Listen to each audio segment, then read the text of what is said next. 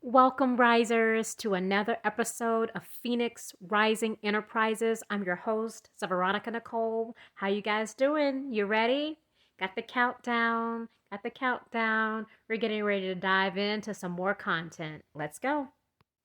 All right, risers, we're going to cover a lot of content today. I'm feeling inspired, right, to cover a lot of different stuff. Last few videos we did self-worth, but we're going to cover self-love today because self-love and self-worth, they differ. They're different. Self-love combines both feeling and action. Self-worth is more like self-esteem. Self-esteem is an evaluation and acceptance and attitude. So we're just going to dive on in and play with it a little bit and see the characteristic traits of self-love and how we can do this to our lives on a day-to-day basis, because self-love is everything. We can avoid a lot of unnecessary hardships in one's life if you have self-love. You can avoid toxic relationships. You can avoid bitter disputes with coworkers and family and friends and just complete strangers when you have self-love and you know who you are. All right, and then we're climbing the totem pole. We're not done yet. We're moving on to the next topic, which will be respect. And make sure you guys, you like, share, subscribe to keep my videos going and growing. This is all new to me, but I'm super excited. All right, risers. So self-love means having a higher regard for your own self, well-being, and happiness. Self-love means taking care of your own needs and not sacrificing your well-being to please others, anybody else. You come first. People like to throw this, you're selfish, out, and they abuse it. Now, selfish is a real issue, but we're not talking about being selfish to the point where we don't even care about anyone else and we put ourselves on this pedestal because we're narcissists and we're rude and we're self-centered and we egotistical. Nope. We're self-lovers. We love ourselves. If we don't love ourselves, no one will. It starts with us first. It's a must. I think that if you don't implement it even in the children, when they're really young, love yourself. Who cares about a bully? There's a lack of self-love if you've allowed complete strangers who know nothing about you to rally around you and give an account or an opinion about who you are. You know who you are, or do you? And if you do, what they have to say doesn't matter because it doesn't resonate with you. Self-love is like the foundation. You can't build a house without a foundation. You have to start with that foundation first. The foundation is self-love. Because no one can say or do, or if everybody in the world turn their back on you, you still got yourself. But so many question that, right? They question themselves. They question if they're enough, because they lack that level of self-love. And yes, there are levels to self-love, but we want to go as high as we can go to infinity and beyond when it comes to self-love. We're out of space, right? We're somewhere else. We're in another dimension in self-love. Can't nothing in this world shatter, destroy, or rattle the self-love that we have within ourselves. It's so strong. It's so deeply rooted that no man, no woman, no child, nobody can disrupt that. Now, let's start with how you even achieve self-love. I think we think, I'm just going to repeat, I love myself 3 times, click my heels, and I'm no longer in Kansas. I now have self-love. I magically love myself. It doesn't work that way. There's steps. There's methods, there's techniques, to have and achieve a successful foundation in self-love. First, you need to stop comparing yourself to others. When you compare yourself to others, you're already not loving yourself. You see someone else who is just obviously being themselves, and you look at yourself and say, well, why can't I be that? Well, like, what's the problem? You're fine. Well, I'm not. Why not? Because I don't look like this, or I don't have this. Oh, you don't love yourself because you're beautifully and fearfully made. You're uniquely made, and God made you the way He made you for whatever purpose. So walk in that. Adorn that. Glow in that. Do not compare yourself to other people. That is a trait of self-hate. Also, don't worry about others' opinions. People are going to always have an opinion. You'll be dead in the ground, and they'll still talk and have an opinion. And people are entitled to those opinions. But should their opinions dictate how we feel about ourselves? It shouldn't, but it does for so many. People begin to state their opinions, and all of a sudden, that foundation, which is not strong, begins to come crashing down. Who cares? Who cares what others think? And when you really begin to believe it and stand on it, you'll be numb to people's opinions. And you'll be so focused on your own self and self-love, it won't even matter. And allow yourself to make mistakes. Making mistakes is beautiful.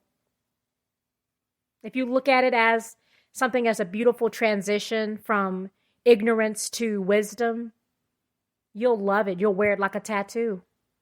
It's okay to make mistakes. Mistakes teach us through trial and error to do better the next time and love ourselves through that journey. Our bodies are designed to be unique. Pear shapes, hourglass, athletically built, chunky. Everybody's body's made different. We're uniquely made. There was a day when there was no surgery and people had to accept their bodies. They had to accept what they had and they were okay with it. But now, all you have to do is get on the internet. All you have to do is research it on the internet and find a cosmetic surgeon. And now, if you have enough money, you can turn yourself into something else. But it's not you. And even after you've done all of these procedures on yourself and altered your body with all of this modification, you're still not happy because the happiness and the love and the self-love is within. It starts from within. And it radiates from the outside. And people can see you glow. Like, wow, your countenance, it's something about you. You're glowing. I don't know what it is. It's because I love myself. Self-love. I don't need to go under the knife. I don't need a BBL. I don't need my breast augmented. I don't need my face contoured and changed. I am beautiful how I am. Accept me, flaws and all. Because my flaws are my perfections. There's beauty in my imperfections. So remember, value doesn't lie in how your body looks. So do not make major adjustments to your body and your face all because, you think this is going to make you look better. You look good the way you are. That's part of self-love. And don't be afraid to let go of toxic people. This is a very good one. I think we all do this. We hold on to people a little bit longer than we should, even if it's a second, even if it's an hour, even if it's a day, even if it's a month, even if it's a year. Sometimes it's decades where we hold on to toxic people. That's not self-love. Self-love is having that built-in radar or built-in gauge to let you know, alert, warning, something's off. Use your intuition. These group of people are not healthy, they're toxic. And you love yourself. You've got to guard yourself against these people because they're like emotional, right? Vampires. they'll drain you of every life source and leave you there as an empty shell. Self-love is guarding yourself against toxicity. Another characteristic of self-love is facing your fears. Facing your fears. Fear, worry, that's not healthy. Why? Because it's all in the mind. You're not loving your mind. You're not focusing on positive thoughts. You're not practicing mindfulness. You're not practicing self-care. You have to be conscious of your intentions and be okay with some things being out of your control. Be real with yourself about how you feel. And don't always try to figure things out by yourself. Sometimes you need help. And I'm not saying reaching out to friends and family. Sometimes it's professional help. It's okay. Decisiveness is the ability to make clear-cut and timely decisions with the appropriate amount of information. It's like having the power or quality of deciding, putting an end to controversy. An example of decisiveness is a person who always makes up their mind firmly and quickly.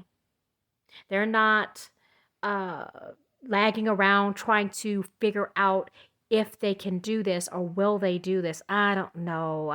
I'm so indecisive. I'm here. I'm back and forth. I'm so fickle in my decision making. An example of decisiveness is the information gained from a student's success in the class, which they take to determine their interest in the major field of study. Having the quality decision shows determination and firmness. I've made this decision. I've picked this major. I've chose this as my career path, and I'm sticking to it. I'm firm, and guess what? I'm headed toward the mark. I'm going to succeed, and we're going to get this done.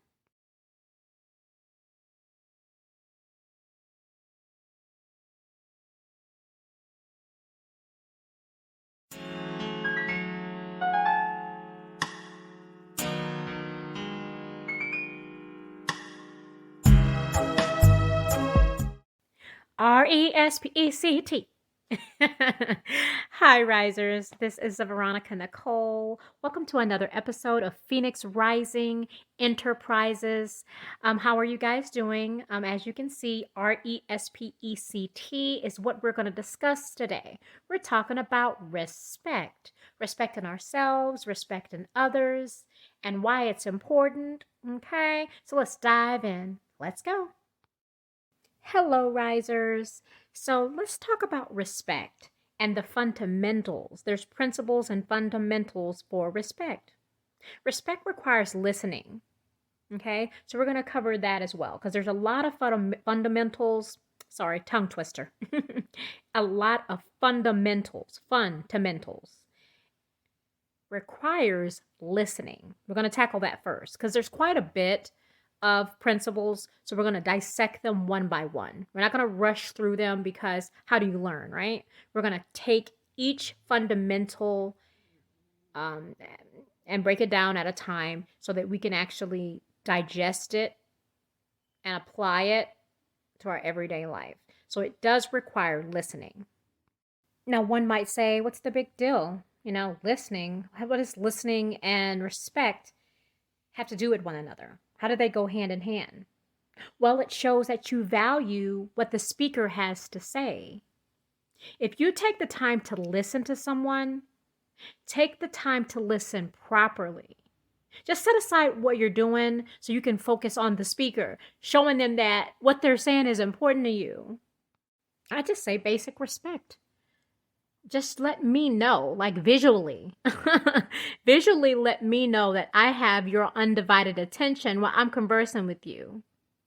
I don't want you writing. I don't want you typing on your phone. I don't want you with the remote in your hand watching TV. I want you to make eye contact, stop what you're doing because that's how you're able to listen. I know you hear me. I know you're listening to me. Because now I have your undivided attention. All right, so now that we've covered listening and how listening is very important, how listening is definitely part of respect, and how you are supposed to healthily listen to someone, let's move on to empathy. Empathy is respect. Empathy is key to establishing both trust and respect, which can be defined as showing due regard for the feelings and the needs or the rights of others.